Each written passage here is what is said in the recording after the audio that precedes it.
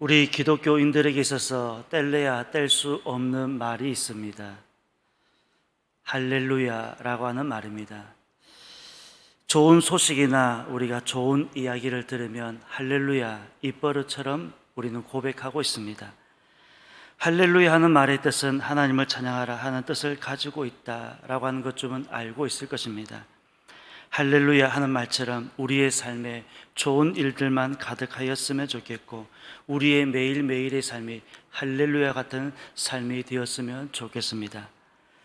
성경에는 복 있는 사람들의 이야기가 많이 있습니다. 특별히 기독교인들이 좋아하는 시편 1편의 말씀만 보면 더 명확하게 복 있는 사람들의 삶에 대해서 말씀하고 있습니다. 복 있는 사람은 악인들의 길을 따르지 아니하며 죄인들의 길에 서지 아니하며 오만한 자들의 자리에 앉지 아니하고 오직 여호와 율법을 즐거워하여 그의 율법을 주야로 묵상하는도다. 바로 이런 사람이 복 있는 사람이라고 말씀하고 있으며, 이런 복 있는 사람에게 우리 주님께서 말씀하셨습니다. 형통하리로다. 모든 일이 형통하다라고 말씀하고 있습니다. 형통하다고 할 때 오해하는 분들이 있습니다. 예수님을 믿으면 어려움이 없을 것이다, 혹은 장애물이 없을 것이다. 우리의 생각으로는, 고정관념으로는 만사 형통이라고 하는 단어를 생각하고 있는 것 같습니다. 그런데 믿음의 사람들을 보면 또 아닌 것 같습니다.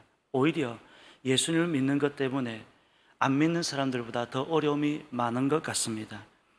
누구보다 열심히 살고 있음에도 어려움은 똑같은 것 같습니다. 여러분, 형통이 무엇입니까? 어려운 환경 가운데서도 하나님께서 함께 하신다는 것을 믿는 것, 바로 이것이 형통인 것입니다. 그리고 형통한 사람이란 어떤 사람입니까? 바로 어떤 어려움 가운데서도 인내할 수 있는 사람이 형통한 사람인 것입니다. 이런 사람이 복이 있다라고 성경은 말씀하고 있습니다. 요한계시록 19장에서부터 22장까지의 말씀은 한마디로 복 있는 사람들의 모습을 보여주고 있습니다. 15장에서부터 18장까지의 말씀을 보게 되면 복이 없는 사람들, 즉 하나님으로부터 심판을 받은 사람들의 모습을 보여주고 있으며, 19장부터는 복 있는 사람들의 모습을 대조적으로 보여주고 있습니다. 결국 인생이라고 하는 것은 두 갈래의 인생이 나누어지게 됩니다. 하나는 심판이냐, 아니면 오늘 본문의 말씀처럼 하나님을 찬송할 것이냐 라고 하는 두 가지의 인생길밖에 없다는 것을 성경은 여지없이 우리에게 말씀하고 있습니다. 1절을 말씀합니다. 이 일 후에 내가 들으니 하늘의 허다한 무리에 큰 음성 같은 것이 있어 이르되 라고 오늘 본문은 시작하고 있습니다. 이 일 후라고 하는 것은 앞장까지 이어진 심판을 말씀하고 있으며, 내가 들었다고 할 때 여기서 내가라고 하는 1인칭은 바로 사도 요한을 말씀하고 있습니다. 오늘 이 본문의 말씀은 요한이 들은 것입니다. 그리고 본 것을 지금 기록하고 있는 것입니다. 거기에 보면 하늘의 허다한 무리로 나오는데 천사를 말씀하고 있습니다. 지난번에 한번 말씀을 드렸지만 천사의 수가 어느 정도인지는 알려진 바는 없습니다. 천천히요 만만이라고 할 기록을 보게 되면 우리가 상상할 수 없을 만큼 천사의 수는 많이 있는 것 같습니다. 그리고 큰 음성 같은 것이 있었습니다. 그리고 이어지는 말씀을 보게 되면 한마디로 웅장한 찬송의 소리입니다. 특별히 한 천사의 목소리가 아니라 허다한 무리의 찬송이었습니다. 그 찬송은 아마도 웅장하게 들렸던 것 같습니다. 그들이 부른 찬송을 보게 되면 이런 찬송입니다. 할렐루야, 구원과 영광과 능력이 우리 하나님께 있도다. 그의 심판은 참되고 의로운지라. 음행으로 땅을 더럽게 한 큰 음녀를 심판하사 자기 종들의 피를 그 음녀의 손에 갚으셨도다고. 두 번째로 할렐루야니 그 연기가 세세토로 올라가더라. 이것을 찬송으로 불렀다라는 말씀입니다. 여러분, 구원은 하나님께 있습니다. 하나님만이 우리의 구원자가 되신다는 사실입니다. 이것은 변하지 않는 진리인 것입니다. 뿐만 아니라 구원은 우리에게 당연한 것이지만 영광과 능력 또한 하나님께 있다고 오늘 고백하고 있습니다. 그래서 모든 영광을 하나님께, 기독교인들이 왜 우리가 하나님께 영광을 돌리느냐? 영광이 하나님께 있기 때문에 그렇습니다. 그래서 우리가 끊임없이 하나님께 영광을 올려드리고 있는 것입니다. 우리가 잘 되더라도, 우리가 잘 나가더라도, 우리의 삶이 형통하더라도 영광이 하나님께 있기 때문에 하나님 영광을 받아 주옵소서라고 우리는 날마다 하나님께 영광을 올려드리고 있습니다. 사도 요한이 이 말씀을 받을 때 당시 로마 황제에게 영광이 있다라고 생각을 하였습니다. 황제에게 영광을 돌렸습니다. 당시 황제는 신적인 존재로 여겨졌습니다. 아니, 그저 황제는 신이었습니다. 그러니 당연히 황제에게 영광을 돌려야 하는 것이었고, 황제는 당연히 영광을 받았다는 것입니다. 그렇지만 오늘 본문은 우리에게 분명하게 말씀하고 있습니다. 영광도 능력도 오직 하나님께 있다. 하나님께 영광이 있다라고 오늘 본문은 말씀하고 있습니다. 사람이 아무리 높은 권력을 가지고 있어도, 또한 수많은 사람들로부터 존경을 한 몸에 받는다 할지라도, 심지어 미국의 대통령이라 하여도 모든 영광과 능력은 하나님께만 있는 것입니다. 단지 우리를 구원만 하시는 것이 아니라 영광과 능력도 하나님께 있다는 것입니다. 그래서 모든 영광을 하나님께, 우리는 하나님께 영광을 돌리고 있습니다. 뿐만 아니라 하나님께서 하시는 일은 참되고 의로우시다고 말씀하면서 음녀를 심판하셨다라고 말씀하고 있습니다. 음녀입니다. 여기서 음녀는 거짓 선지자를 말씀하고 있습니다. 이미 17장을 보게 되면 음녀가 심판을 받은 것을 보았습니다. 그 음녀가 심판을 받은 것을 보고 지금 찬송을 하나님께 올려드리고 있습니다. 하나님을 대적하고 성도를 미혹하여 넘어지게 하는 세력은 반드시 심판을 받게 된다는 말씀입니다. 반드시 멸망을 받게 될 것입니다. 그런 일이 있은 이후로 두 번째로 할렐루야니 그 연기가 세세토로 올라가게 됩니다.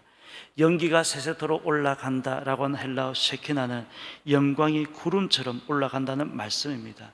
즉, 이 모든 일이 있은 이후에 복이 없는 사람들이 심판을 받았고, 음녀, 거짓 선지자에 다 심판을 받았습니다. 그 모든 일이 있은 이후에 영광이 하나님께 구름처럼 지금 올라가고 있는 것입니다. 사도 요한이 이 말씀을 받을 때는 두 번째 박해가 진행 중에 있었습니다. 믿음을 포기하는 사람들이 속출하고 있었을 것입니다. 그 심한 박해로 인하여서 평안할 때는 우리가 믿음이 좋은 것처럼 보여질 수 있지만, 작은 어려움이 닥치면 많은 사람들이 믿음을 포기하게 된다는 것입니다. 지금 사도 요한이 이 말씀을 받을 때도 마찬가지였습니다.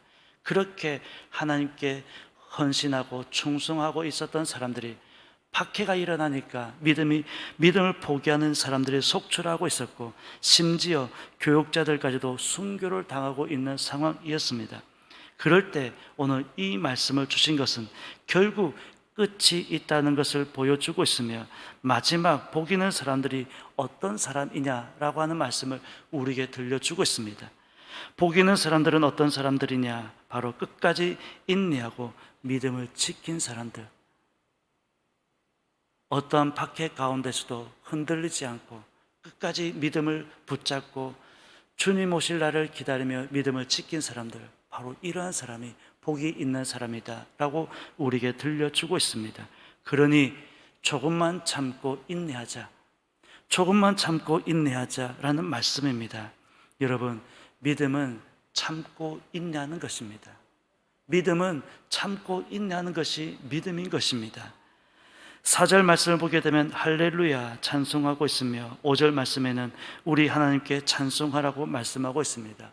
오늘 19장의 말씀을 보게 되면 복이 있는 사람들의 찬송이 울려 퍼지고 있는 것을 볼 수가 있습니다. 바로 반드시 우리가 이러한 날이 임하게 될 것이다 라는 말씀입니다. 여러분, 육신을 가지고 있을 때 행복하게 살고 싶고 여유 있게 살고 싶어 합니다. 육신을 가지고 있을 때 건강하게 살고 싶고, 이 좋은 세상에서 우리는 오래오래 살고 싶은 게 우리 모든 사람들의 소망일 것입니다. 천국은 먼 미래의 일이고 현실에 안주하고 싶은 마음이 우리 모두에게 있을 것입니다. 그러나 육신을 가지고 아무리 좋은 환경이라 하더라도 힘들고 어려운 순간들은 끊임없이 있습니다. 돈이 아무리 많아도 좋은 집에 살아도 근심과 걱정이 없는 사람, 저는 한 사람도 만나보지는 못했던 것 같습니다. 물론 모든 사람들을 다 만나서 이야기를 나눠본 것은 아니지만 대부분의 사람들은 근심과 걱정, 두려움, 불안 모든 것을 다 안고 살아가고 있었습니다. 육신을 가지고 살아간다는 것이 그만큼 힘들다는 것인데, 그러나 우리의 소망인 천국에서의 삶은 이 땅에서의 삶과 비교는 안 된다는 것을 말씀하고 있습니다. 그래서 더 간절해지는 것입니다. 그래서 천국에서의 삶을 우리는 더 사모하고 있는 것입니다. 복 있는 사람은 어떤 사람입니까? 여러분, 누가 더 복 있는 사람입니까? 세상적인 기준으로 보면 돈이 많은 사람이 복 있는 사람입니다. 남들이 올라갈 수 없는 지위에 있는 사람, 당연히 복 있는 사람입니다. 현재 우리가 가질 수 없는 것을 누리고 있고 무언가를 더 가지고 있다면 우리는 복이 있다고 말할 것입니다. 그래서 우리는 그런 사람들을 부러워하고 있습니다. 물론 없는 것보다는 낫다고 할 수 있습니다. 그러나 오늘 본문에 의하면 복 있는 사람이란 어떤 사람이냐? 세상의 모든 유혹을 이기고 끝까지 믿음을 지킨 사람이 복 있는 사람입니다. 좌로나 우로나 치우치지 않고 끝까지 주님만 바라보는 사람이 복 있는 사람입니다. 끝까지 믿음 가운데서 승리한 사람이 복 있는 사람이라고 하는 것을 우리에게 말씀하고 있습니다. 특별히 할렐루야 찬송할 수 있는 사람이 바로 복 있는 사람인 것입니다. 그러므로 끝까지 믿음을 잃지 마시고 인내하셔서 할렐루야를 힘차게 부를 수 있는 저희들의 삶이 되었으면 좋겠습니다. 우리가 오늘도 찬송을 힘차게 불렀습니다. 오늘 힘차게 불렀던 찬송처럼 우리의 마지막도 찬송을 힘차게 부를 수 있는 그런 복 있는 사람들의 삶이 되었으면 좋겠습니다. 힘들고 어려운 순간일수록 더욱더 믿음의 끈을 더욱더 붙잡고 주님을 소망하며 바라보면서 오늘도 믿음을 향해서 달려갈 수 있는 저와 여러분의 삶이 되시기를 예수님의 이름으로 축원합니다. 기도드리겠습니다. 하나님, 은혜를 감사드립니다.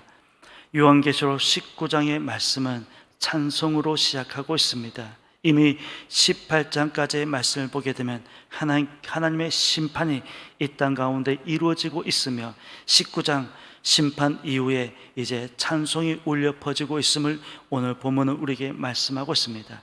우리의 마지막 끝도 심판으로 혹은 찬송으로 나누어지게 될 것인데, 오늘 우리가 찬송을 힘차게 부를 수 있는 복 있는 자의 삶이 될 수 있도록 인도하여 주옵소서. 세상은 끊임없이 우리를 미혹하고 있습니다. 유혹하고 있습니다. 거짓 선지자, 우리 주변에서 끊임없이 우리의 신앙을 노리고 있습니다.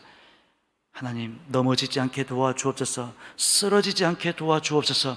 믿음을 포기하는 자가 되지 않게 도와주시옵소서. 끝까지 믿음을 향해 달려갈 수 있는 우리와 우리 가정, 저희 든든한 교회, 우리 모든 믿음의 식구들이 다 될 수 있도록 우리 안을 인도하여 주옵소서. 그리하여 마지막에 할렐루야 찬송을 힘차게 부를 수 있는 우리 모든 믿음의 삶들이 다 되게 하여 주옵소서. 이 새벽도 귀한 찬양 올려드렸습니다. 올려드린 찬송 하나님 기쁘게 받아 주옵시고 날마다 찬송이 울려 퍼질 수 있도록 우리 천사 찬양대를 기억하여 주옵소서.